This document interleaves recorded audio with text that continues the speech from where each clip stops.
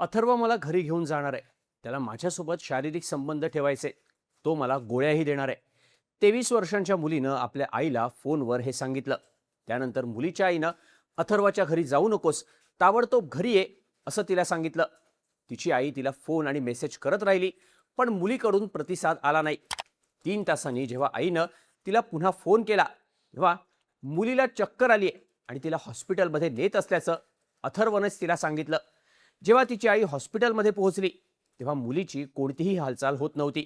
शेवटी डॉक्टरांनी तिला मृत घोषित केलं. मुलीनं आईला फोन करून अथर्वला शारीरिक संबंध ठेवायचे असण्याबद्दल सांगणं, ते थेट तिचा मृत्यू होणं, हे सगळं फक्त काही तासात घडलं होतं. आपल्या मुलीच्या या संशयास्पद मृत्यूबद्दल तिच्या आईनं अथर्व विरोधात तक्रार दाखल केली आहे. मुख्य म्हणजे अथर्व आणि संबंधित तरुणीचं लग्न ठरलं होतं आणि दोघांच्याही घरच्यांनी या लग्नाला परवानगी दिली होती. पण मग 6 ऑगस्टला नेमकं असं काय घडलं? या सगळ्यात शारीरिक संबंधांच्या अँगलमुळं अथर्ववरचा संशय का वाढलाय, पाहूया त्या व्हिडिओमधून. नमस्कार, मी शार्दूल आणि तुम्ही बघताय बोल व्हिडिओ. बारामतीत राहणारी 23 वर्षांची तरुणी ही पुण्यात MPSCची तयारी करत होती. तिचे बारामतीतल्या मार्केट यार्ड परिसरात राहणाऱ्या अथर्व मेहन या 27 वर्षीय तरुणासोबत प्रेमसंबंध होते. अथर्व आणि तरुणी एकमेकांना नेहमी भेटायचे. 6 ऑगस्टच्या दुपारी 12:30 वाजता अथर्व आपल्या गाडीनं संबंधित तरुणीला MBA प्रवेशाच्या कामासाठी बारामतीतल्या TC कॉलेज इथे घेऊन गेला. त्यानंतर संध्याकाळी 4च्या दरम्यान तरुणीनं तिच्या आईला मेसेज करून MBAच्या एंट्रन्स फी बद्दल माहिती दिली. तसंच आपण अथर्वसोबत त्याच्या आई आणि मावशीला सोडायला जात असल्याचं तिनं आईला सांगितलं. त्यावेळी आईनं मुलीला व्हिडिओ कॉल केला तेव्हा मुलगी अथर्वच्या गाडीत असल्याचं तिला दिसलं. आईनं तिला लवकर घरी यायला सांगितलं, पण संध्याकाळी 7 वाजले तरी मुलगी घरी आली नाही. तिच्या आईनं तिला 2 वेळा फोन केले, पण मुलीनं फोन उचलला नाही. त्यानंतर आईने अथर्वला फोन केला तेव्हा संबंधित तरुणीशी तिचं बोलणं झालं. यावेळी तिने आपल्या आईला धक्कादायक माहिती दिली. फोनवर मुलीनं आईला सांगितलं की अथर्व तिला त्याच्या घरी घेऊन जाणार आहे, त्याला तिच्यासोबत शारीरिक संबंध ठेवायचे, तसंच तो तिला गोळी खायला देणार आहे. हे ऐकल्यानंतर आईनं अथर्वच्या घरी जाऊ नकोस आणि ताबडतोब घरी परत ये असं मुलीला बजावून सांगितलं. पण तरीही मुलगी घरी परतली नाही. रात्री 9 वाजता आईने तिला परत मेसेज केला आणि कुठे आहेस असं विचारलं. तेव्हा आपण जेवत असल्याचं मुलीने सांगितलं. पण त्यानंतर आईने केलेल्या पुढच्या मेसेजला मात्र मुलीनं कोणतंही उत्तर दिलं नाही. त्यामुळे काळजीत पडलेल्या आईनं रात्री 10 वाजता मुलीच्या मोबाईलवर फोन केला तेव्हा तो फोन अथर्वने उचलला. यावेळी त्याने मुलीच्या आईला जे सांगितलं त्याने तिला हादराच बसला. मुलीला चक्कर आलीये, तिला हॉस्पिटलमध्ये नेण्यात आलंय, मी तुम्हाला न्यायला घरी येतोय असं अथर्वने तिच्या आईला सांगितलं. त्यानंतर थोड्याच वेळात अथर्व कार घेऊन मुलीच्या घरी पोहोचला. मुलगी अचानक चक्कर येऊन पडली, त्यामुळे तिला देवकाते हॉस्पिटल, त्यानंतर भोईटे हॉस्पिटल आणि पुढे सिल्वर जुबली हॉस्पिटलला नेण्यात आल्याची माहिती अथर्वनं तिच्या आईला दिली. रात्री साधारण 10:30 वाजता अथर्व आणि मुलीची आई सिल्वर जुबली हॉस्पिटलला पोहोचले.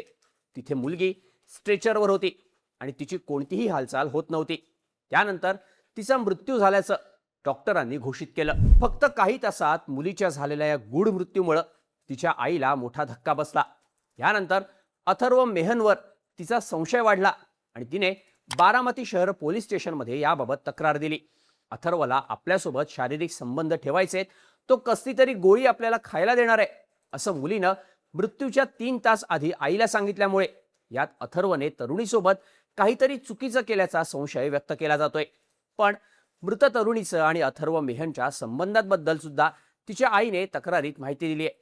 बारामतीत राहणाऱ्या संबंधित तरुणीनं BSc ॲग्रीची पदवी घेतली होती. त्यानंतर MPSCच्या तयारीसाठी ऑक्टोबर 2025 पासून ती पुण्यात क्लासेस करत होती. याच दरम्यान तिची ओळख अथर्व मेहनशी झाली. अथर्व बारामतीतल्या मार्केट यार्ड परिसरात गजानन अपार्टमेंट इथं आपल्या कुटुंबासोबत राहत असून तो नोकरी करतो. डिसेंबर 2025 मध्ये तरुणीच्या मैत्रिणीकडून तिच्या आईला अथर्व आणि तरुणीचे प्रेमसंबंध असल्याचं कळलं.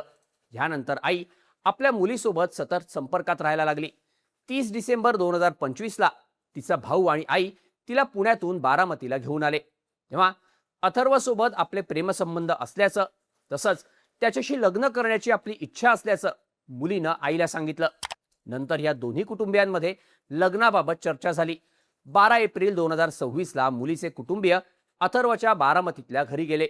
दोन्ही कुटुंबियांच्या संमतीनं दोघांचं लग्न सुद्धा ठरवण्यात आलं.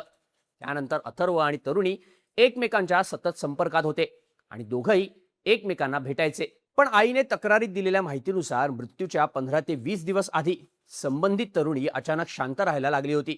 ती कोणाशीही विशेष बोलत नव्हती. आईनं विचारल्यावर सुद्धा काय झालंय हे ती तिला सांगत नव्हती.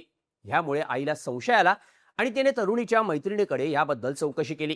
तेव्हा अथर्व तरुणीकडे सतत शरीरसंबंधांची मागणी करतो आणि तिला काही गोळ्या खायला देतो असं मैत्रिणीने सांगितल्याचं आईने तक्रारीत म्हटलंय. ज्यावेळी अथर्व तिच्या आईला हॉस्पिटलमध्ये घेऊन जायला आला तेव्हा मी तिला गजानन अपार्टमेंटमधल्या माझ्या राहत्या घरी घेऊन गेलो. आमच्यात शारीरिक संबंध झाल्यानंतर तरुणीला अचानक चक्कर आली आणि मी तिला हॉस्पिटलमध्ये घेऊन गेलो असं अथर्वनं तिच्या आईला सांगितलं होतं. पण मृत्यूच्या काही तास आधी अथर्वला शारीरिक संबंध ठेवायचेत आणि तो मला कसल्या तरी गोळ्या देणार आहे हे तरुणीनं आपल्या आईला सांगितलं होतं. त्यामुळे अथर्वने तरुणीसोबत नक्की काय केलं, काही तास आधी आपल्या आईशी बोलणाऱ्या मुलीचा अचानक मृत्यू कसा झाला ह्याचा आता पोलीस तपास करतायत. मुलीच्या आईच्या तक्रारीवरून बारामती शहर पोलीस स्टेशनमध्ये अथर्व विरोधात BNSच्या कलम 106(1) अंतर्गत गुन्हा दाखल करण्यात आलाय. तरुणीचा मृत्यू नेमका कोणत्या कारणानं झाला, तिला कोणतं औषध किंवा इतर पदार्थ देण्यात आला होता का ह्याचा तपास आता पोलीस करतायत. वैद्यकीय, रासायनिक, डिजिटल आणि तांत्रिक पुराव्यांच्या आधारे पोलीस तपास करत असून मृत्यूचं नेमकं कारण काय याबद्दल अजूनपर्यंत तपासात कोणतीही माहिती समोर आलेली नाही. त्यामुळे या प्रकरणात नेमके कोणते खुलासे होणार, तरुणीच्या मृत्यूचं कोणतं कारण समोर येणार आणि अथर्वने तिच्यासोबत काही चुकीचं केलं का या प्रश्नांची उत्तरं पोलिसांच्या तपासातूनच मिळणार आहेत. पण शारीरिक संबंध, गोळ्यांचा अँगल आणि काही तासात तरुणीचा झालेला संशयास्पद मृत्यू ह्यामुळे बारामतीतल्या या प्रकरणाचं गूढ वाढलंय एवढं मात्र नक्की. या सगळ्या प्रकरणाबद्दल तुम्हाला काय वाटतं याबद्दलच्या तुमच्या प्रतिक्रिया कमेंट करून नक्की सांगा आणि अशाच माहितीपूर्ण व्हिडिओजसाठी बोलभिडूच्या YouTube चॅनलला सबस्क्राईब करायला विसरू नका.